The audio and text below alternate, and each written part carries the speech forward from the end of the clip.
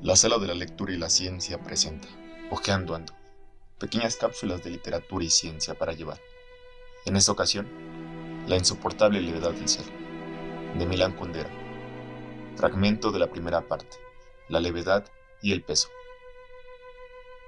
La idea del eterno retorno es misteriosa, y con ella Nietzsche dejó perplejos a los demás filósofos.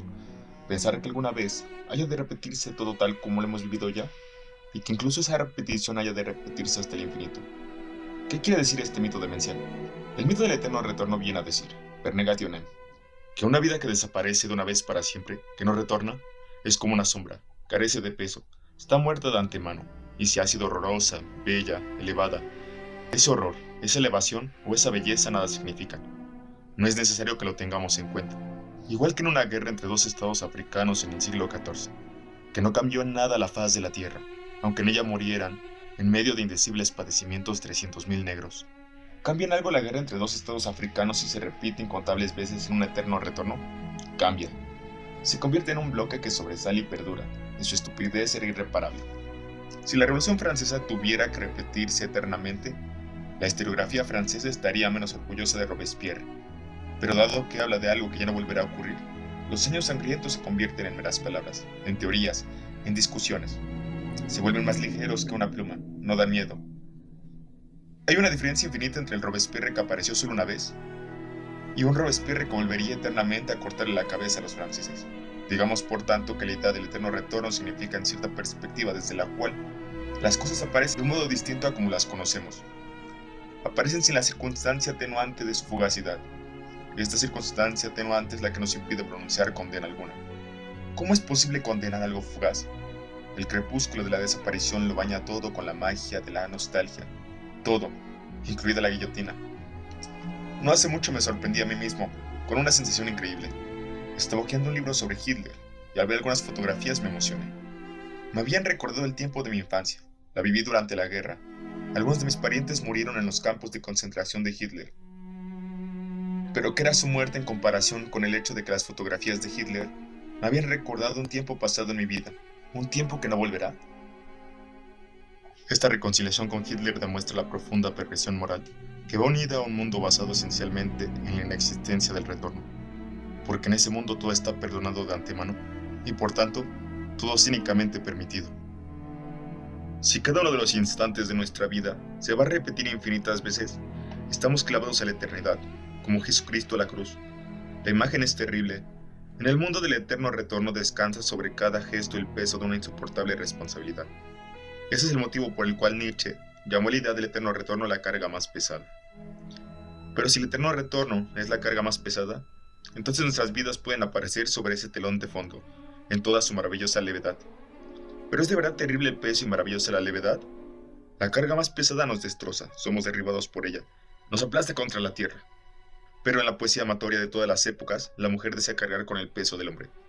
La carga más pesada es, por lo tanto, a la vez, la imagen más intensa de la plenitud de la vida. Cuanto más pesada sea la carga, más a ras de tierra estará nuestra vida, más real y verdadera será. Por el contrario, la ausencia absoluta de carga hace que el hombre se vuela más ligero que el aire, vuela hacia lo alto, se distancia de la tierra, de su ser terreno, que sea real solo a medias, y sus movimientos sean tan libres como insignificantes. Entonces, ¿qué hemos de elegir? ¿El peso o la levedad? Esta fue la interrogante que se planteó Parménides en el siglo VI a.C. A su juicio, todo el mundo estaba dividido en principios contradictorios: luz, oscuridad, sutil, tosco, calor, frío, ser, no ser.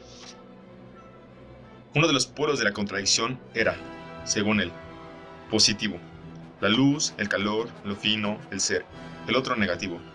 Semejante división entre polos positivos y negativos puede parecernos puerilmente simple, con una excepción: ¿qué es lo positivo? ¿El peso o la levedad? Parménides respondió: la levedad es positiva, el peso es negativo. ¿Tenía razón o no? Es una incógnita. Solo una cosa es segura: la contradicción entre peso y levedad es la más misteriosa y equívoca de todas las contradicciones. Pienso en Tomás desde hace años, pero no había logrado verlo con claridad hasta que me lo iluminó esta reflexión. Lo vi de pie junto a la ventana de su piso, mirando a través del patio hacia la pared del edificio de enfrente, sin saber qué debe hacer. Se encontró por primera vez a Teresa, hace unas 3 semanas en una pequeña ciudad checa. Pasaron juntos apenas una hora. Lo acompañó a la estación. Esperó junto a él hasta que tomó el tren. 10 días más tarde vino a verla a Praga. Hicieron el amor ese mismo día. Por la noche le dio fiebre y se quedó toda una semana con gripe en su casa. Sintió entonces un inexplicable amor por una chica casi desconocida. Le pareció un niño al que alguien hubiera colocado en un cesto untado con un pez y lo hubiera mandado río abajo para que Tomás lo recogiese a la orilla de su cama.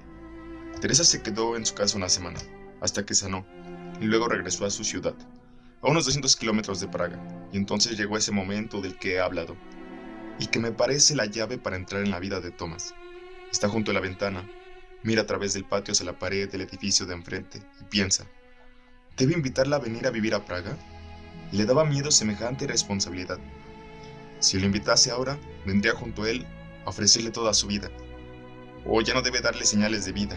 Eso significaría que Teresa seguiría siendo una camarera en un restaurante de una ciudad perdida y que él ya no volvería a verla nunca más. ¿Quería que ella viniera a verle o no quería? Miraba a través del patio hacia la pared de enfrente y buscaba una respuesta. Se acordaba una y otra vez de cuando estaba acostada en su cama. No le recordaba a nadie de su vida anterior. No era ni un amante ni una esposa. Era un niño al que había sacado de un cesto untado de pez y habían colocado en la orilla de su cama. Ella se durmió. Él se arrodilló a su lado. Su respiración afiebrada se aceleró y se oyó un débil gemido. Apretó su cara contra la de ella y le susurró mientras dormía palabras tranquilizadoras. Al cabo de un rato sintió que su respiración se serenaba y que la cara de ella ascendía instintivamente hacia la suya. Sintió en su boca el suave olor de la fiebre y lo aspiró como si quisiera llenarse de las intimidades de su cuerpo. Y en ese momento se imaginó que ya llevaba muchos años en su casa y que se estaba muriendo. De pronto tuvo la clara sensación de que no podría sobrevivir a la muerte de ella. Se acostaría a su lado y querría morir con ella. Conmovido por esa imagen, hundió en ese momento la cara en la almohada, junto a la cabeza de ella, y permaneció así durante mucho tiempo. Ahora estaba junto a la ventana e invocaba ese momento. ¿Qué podía ser sino el amor que había llegado de ese modo para que lo reconociese? Pero, ¿era amor? La sensación de que quería morir junto a ella era evidentemente desproporcionada. Era la segunda vez que la veía en la vida. No se trataba más bien de la histeria de un hombre que en lo más profundo de su alma ha tomado conciencia de su incapacidad de amar y que por eso mismo empieza a fingir amor ante sí mismo. Y su subconsciente era tan cobarde que había elegido para esa comedia precisamente a una pobre camarera de una ciudad perdida, que no tenía prácticamente la menor posibilidad de entrar a formar parte de su vida. Miraba a través del patio la sucia pared y se daba cuenta de que no sabía si se trataba de histeria o amor. Y le dio pena que, en una situación como aquella, en la que el hombre de verdad sería capaz de tomar inmediatamente una decisión, él dudase, privando así de su significado el momento más hermoso que había vivido jamás. Estaba arrodillado junto a su cama y pensaba que no podría sobrevivir a su muerte. Se enfadó consigo mismo, pero luego se le ocurrió que en realidad era bastante natural que no supiera qué quería. El hombre nunca puede saber qué debe querer, porque vive solo una vez, y no tiene modo de compararla con sus vidas precedentes, ni de enmendarla en sus vidas posteriores. ¿Es mejor estar con Teresa o quedarse solo?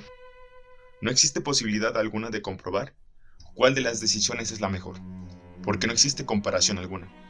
El hombre lo vive todo a la primera vez y sin preparación, como si un actor representase su obra sin ningún tipo de ensayo. Pero, ¿qué valor puede tener la vida si el primer ensayo para vivir es ya la vida misma? Por eso la vida parece un boceto, pero ni siquiera boceto es la palabra precisa, porque un boceto es siempre un borrador de algo, la preparación para un cuadro, mientras que el boceto que es nuestra vida es un boceto para nada, un borrador sin cuadro. Einmal ist keinmal, repite Tomás para sí, el proverbio alemán. Lo que solo ocurre una vez es como si no ocurriera nunca. Si el hombre solo puede vivir una vida, es como si no viviera en absoluto. La insoportable levedad del ser es una novela del escritor checo Milan Kundera, publicada en 1984, ambientada en Praga durante 1968. La insoportable levedad del ser trata de un hombre y sus dudas existenciales en torno a la vida en pareja, convertidas en conflictos sexuales y afectivos. La novela relata escenas de la vida cotidiana, trazadas con un profundo sentido trascendental, la inutilidad de la existencia y la necesidad del eterno retorno de Nietzsche, por el que todo lo vivido ha de repetirse eternamente, solo que al volver, lo hace de un modo diferente, ya no fugaz como ocurrió en el principio. La conjunción de ambos factores esencialmente antagónicos, valdrían a los personajes para dar un sentido propio y singular a la vida. Las acciones de los mismos se estructuran a partir de varios factores: histórico-político, filosófico, psicológico y artístico, en el marco de una experiencia franqueada por el experimento socialista y la Guerra Fría. Esta es una extraordinaria historia de amor, o sea, de celos, de sexo, de traiciones, de muerte, y también de las debilidades y paradojas de la vida cotidiana, de dos parejas cuyos destinos se entrelazan irremediablemente. Guiado por la asombrosa capacidad de Milán Kundera de contar con cristalina claridad, el lector penetra fascinado en la trama compleja de actos y pensamientos que el autor va tejiendo con diabólica sabiduría en torno a sus personajes. Y el lector no puede sino terminar siendo el mismo personaje, cuando no todos a la vez. Y es que esta novela va dirigida al corazón, pero también a la cabeza del lector. En efecto, los celos de Teresa por Thomas, el terco amor de este por ella, opuesto a su irrefrenable deseo de otras mujeres, el idealismo lírico y cursi de Franz, amante de Sabina, y la necesidad de esta, amante también de Thomas, de perseguir incansable una libertad que tan solo la conduce a la insoportable levedad del ser, se convierten de simple anécdota en reflexión sobre problemas filosóficos que afectan a cada uno directamente, cada día,